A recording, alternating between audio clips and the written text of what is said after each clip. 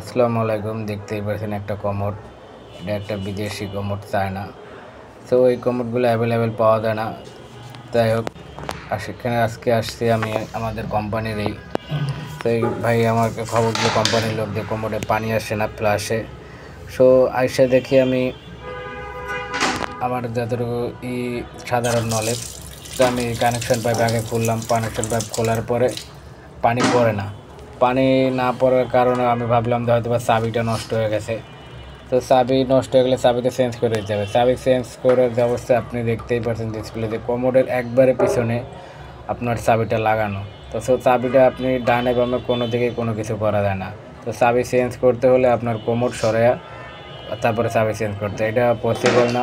তো আমি অন্যভাবে একটু ট্রাই করলাম। উপরে যে দেখতে পাচ্ছেন নাট আমি খুলে রাখছি, ওই নাটটা খুলে উপরের কভারটা খুলে ভিতরে একটা কার্টিস আছে। সো কার্টিসটা একটু করে দিলাম, আমাদের কাজটি হয়ে গেছে যে পানি আসে। তো দেখতেই পাচ্ছেন কানেকশন পাইপ নষ্ট, কানেকশন পাইপটা চেঞ্জ করে দেবো। ধন্যবাদ।